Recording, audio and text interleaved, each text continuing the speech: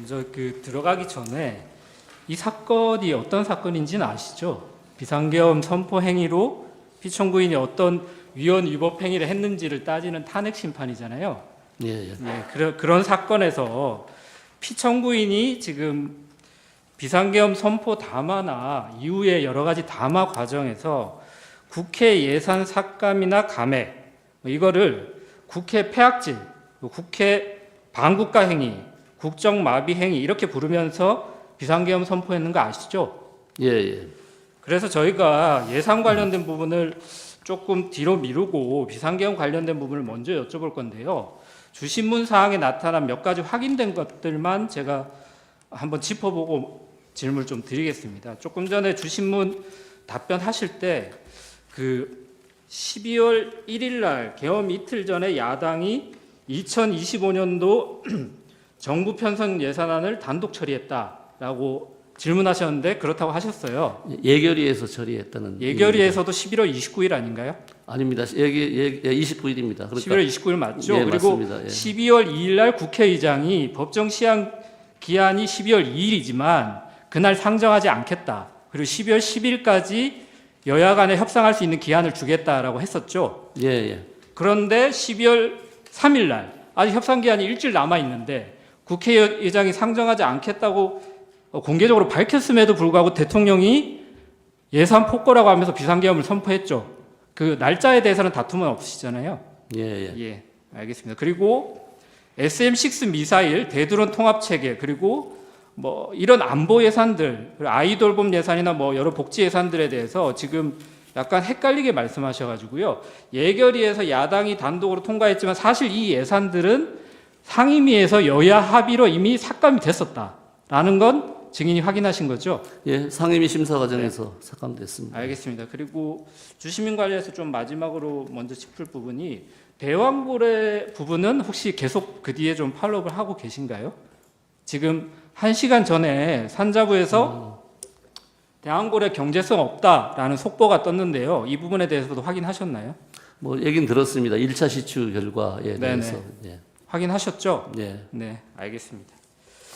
그럼 비상계엄 관련된 부분을 좀 먼저 여쭤보겠습니다. 증인이 굉장히 중요한 뭐 이렇게 자리에 있고 경제수석으로서 좀 피청구인의 가까이에서 근무를 하셨기 때문에 거기에 대해서 좀 여쭤보는 점을 이해해 주시면 좋을 것 같고요. 비상계엄 선포 이전에 증인이 피청구인으로부터 군대를 동원하는 비상계엄이 필요하다 이런 말 들으신 적 있으신가요? 없습니다. 그러면 증인은 비상계엄 선포 사실 언제 어떻게 아셨어요? 있습니다. 주신문 사항과 전혀 관계없는 내용 주신문 같습니다. 사항이 있습니다. 뒷부분에 확인하시죠. 예, 그럼 계속 진행하겠습니다. 예. 그 비상계엄 선포 사실은 그럼 언제 어떻게 아셨어요? 당일날 저녁에 한 제 기억에 10시 조금 전에 알게 됐습니다. 어떻게 아셨어요? 뭐 참모 소집이 돼서 제가 도착을 9시 한 40분, 50분경에 했기 때문에 그때 도착해서 알았습니다. 그럼 그때 뭐 회의에도 피청구인이 참석하는 회의도 같이 들어가셨던 건가요? 아닙니다. 그냥 그러면 대기실에 대기하고 대기 있었습니다. 상태였다고요? 그러면 대기하면서 뭐 여러 말씀도 나누셨던 것 같은데요. 그럼 증인이 그 헌법 77조에 비상계엄 선포하기 위해서는 전시사변 또는 이에 준하는 국가 비상사태가 존재할 것 이런 요건은 알고 계신가요? 예. 그러면 이 사건 비상계엄 선포됐을 때 뭐 당연히 전시나 사변은 아니잖아요. 그러면 예. 국가 비상사태라고 볼 만한 그런 상황이 있었나요?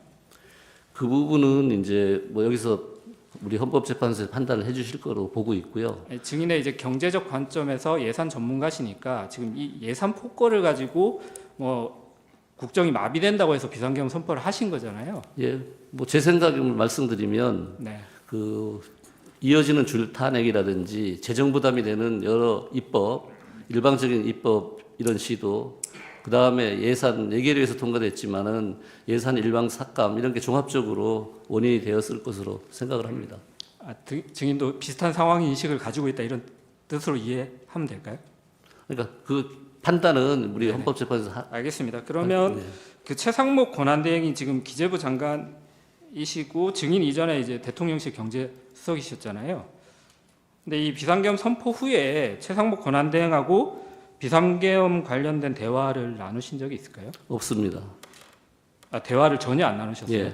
아니 왜냐하면 이게 뭔가 경제적으로 큰 영향이 있을 것 같은데 경제수석이 기재부 장관하고 경제에 미칠 영향에 대해서 대화를 나눌 것 같거든요. 근데 전혀 뭐 전화 통화도 없고 그랬어요?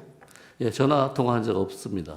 대화도 하신 적 없고요. 딱 전화 통화 한 번 제가 번? 받아본 네. 거는 제가 여기 증인 채택됐다고 무슨 이유로 됐는지 최근에 본인 직접 통화는 아니고 아, 비서실에서 한번 연락이 온 거 외에는 없습니다. 알겠습니다. 그러니까 다만 회의 같은 데서 만나기 때문에 회의 같은 데서 만났을 땐 얘기는 하지만 비상계엄과는 얘기한 적은 없습니다. 아니 비상계엄하고 탄핵 때문에 뭐 이렇게 경제적으로 문제가 있다 이런 얘기들이 많이 있는데 경제적인 뭐 대한민국 경제를 책임지는 어떤 사령탑 같은 분들이 이거에 대해서 대화를 안 나누시나요? 예, 제가 직접 한 적은 없습니다. 알겠습니다. 그럼 최상목 권한대행이 비상계엄 선포 후에 국회에서 이런 말씀을 하셨거든요. 비상계엄 선포 직전에 대외 신인도와 경제에 미친 부정적 영향이 막중할 것이다 라면서 이제 반대를 했고 본인은 비상계엄은 헌법과 법률에 비춰볼 때 잘못된 결정이다 이런 입장을 밝혔어요. 물론 이제 그 국회 국조특위에서 대독을 하시긴 했는데 이런 입장을 밝혔고 그 이전에도 국회에서 여러 가지 뭐 비슷한 입장을 밝히셨습니다. 이런 사실은 알고 계시죠? 예, 언론에서 봤습니다. 증인은 같은 생각인가요? 그 부분은 헌법재판소 판결로 말씀하시기 좀 곤란하다는 말씀이시죠? 나올다고 보겠습니다. 알겠습니다. 29호증에 24 제시하겠습니다. 이게 이 문서가 비상계엄 선포 당일에 피청구인이 기재부 장관에게 건네준 문서인데요. 그 증인은 이 문건은 비상계엄 선포 전에 뭐 검토하거나 보신 적 있으신가요? 비상계엄 선포 전이나 후에 네. 한 번도 본 적이 없습니다. 뉴스를 통해서라도 예. 혹시, 보셨죠? 그러면 뉴스 통해서 봤습니다. 네네.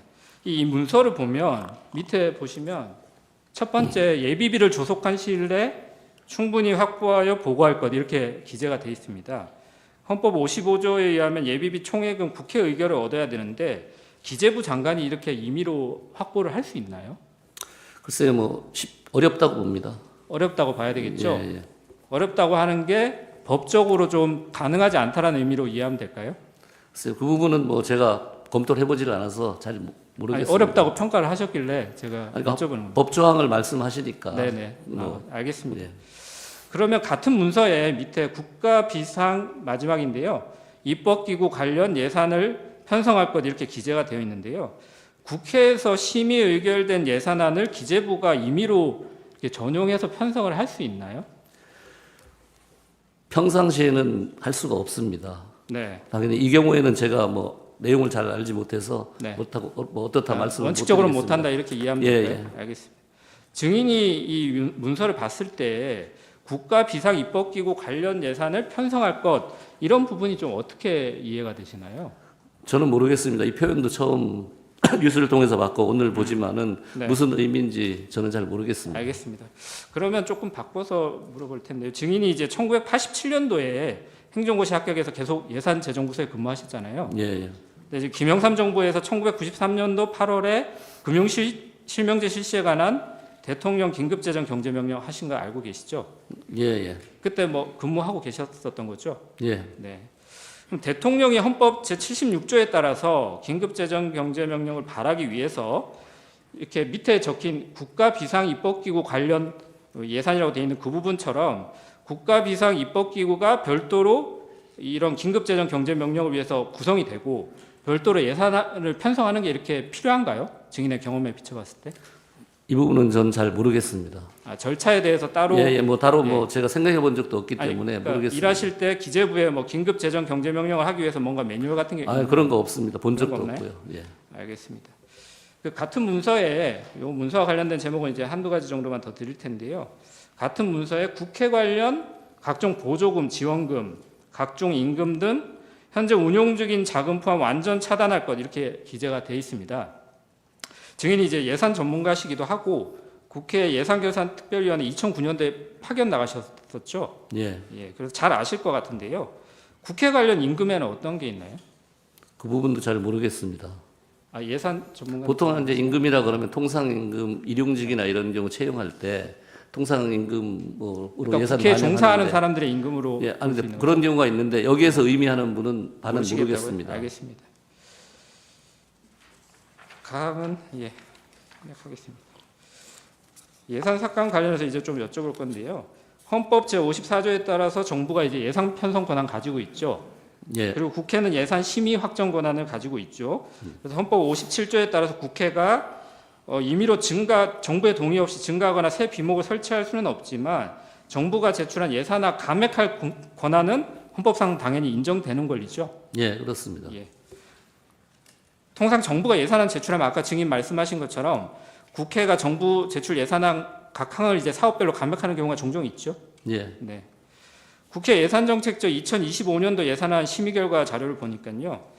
정부 지출 예산안을 국회가 감액한 금액 기준으로 뭐 증감이 있을 수 있고 증액 사업 부분을 따로 편성을 하잖아요. 근데 그 부분 말고 정부 예산안 편성에서 감액한 금액 기준으로 봤을 때 총지출 감액 규모가 2025년에 4.1조 원, 2024년에 4.7조 원, 2023년엔 13.8조 원, 2022년에 5.6조 원입니다.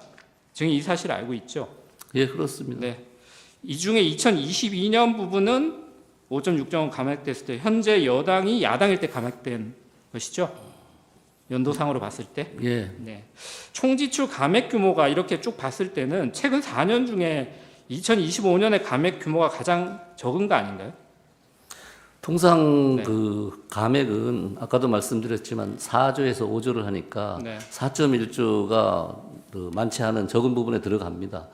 제가 이 질문을 드린 이유가 네.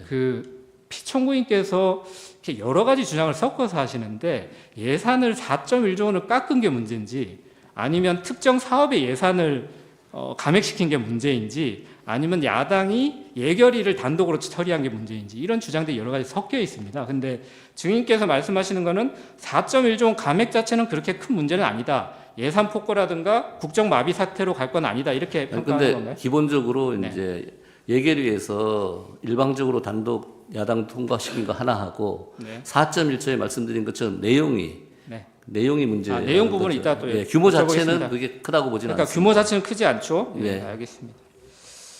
나항은 생략하겠습니다. 다항도 생략하겠습니다. 그러면 특정 사업 예산이 조금 전에 얘기한 뭐 드론이라든가 뭐 아이돌봄이라든가 이런 여러 가지 사업들이 굉장히 많잖아요. 그 중에 말씀드렸지만 대부분은 여야 합의로 상임위에서 삭감이 된 거고요. 그렇죠? 근데 이런 특정 사업 부분의 예산이 뭐 감액됐다고 해서 예를 들면 대왕고래 지금 뭐 경제성이 없다고 1차로 판단이 나왔지만 대왕고래 시추 사업 예산을 감액했다고 해서 국정이 마비된다고 이렇게 평가할 수 있나요?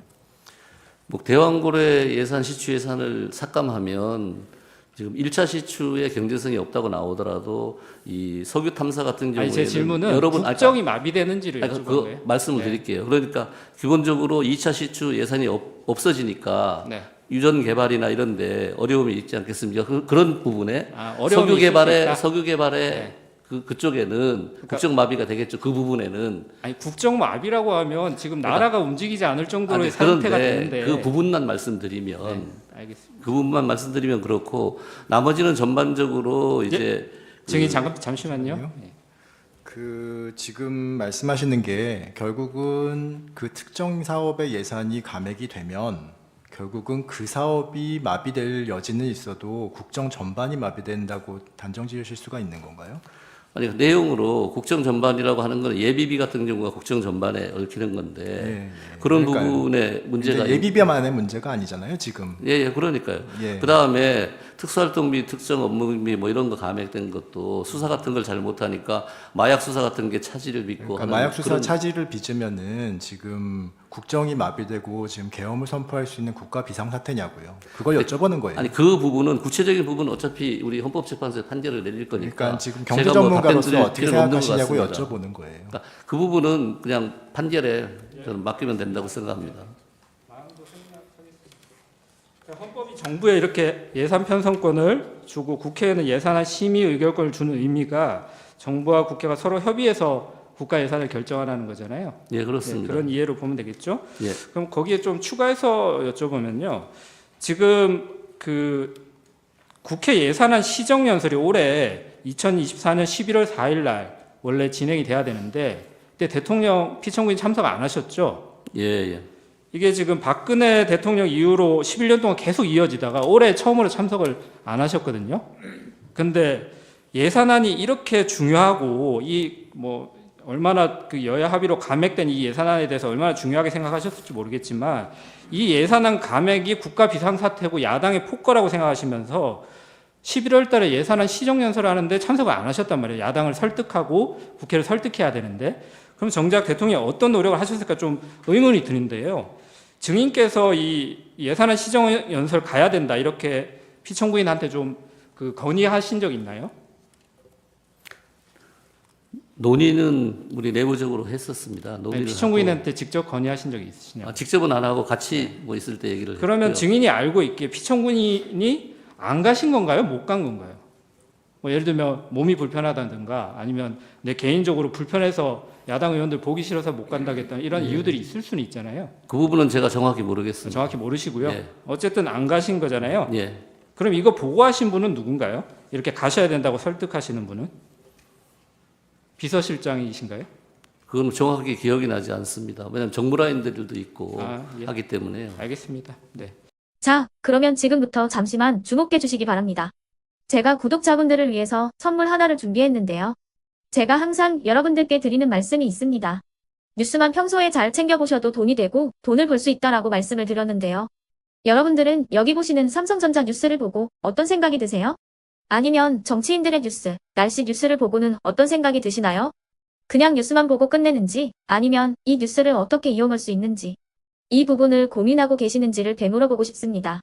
그 이유가 뭐냐 하면 제가 지난번에 여러분들께 뭐라고 말씀을 드렸었죠? 지금은 반도체 섹터를 눈여겨보셔야 한다고 말씀드렸습니다. 그리고 나서 이런 썸네일들 뉴스를 통해서 많이 보셨을 겁니다. 반도체 내용이 이슈가 됐을 때 부자들은 어떻게 생각한다? 반도체 관련주들은 뭐가 있는지, 어떤 종목이 가장 좋은지, 어디에 투자해야 돈이 몰리는지 자연스럽게 생각한다고 제가 말씀을 드렸죠.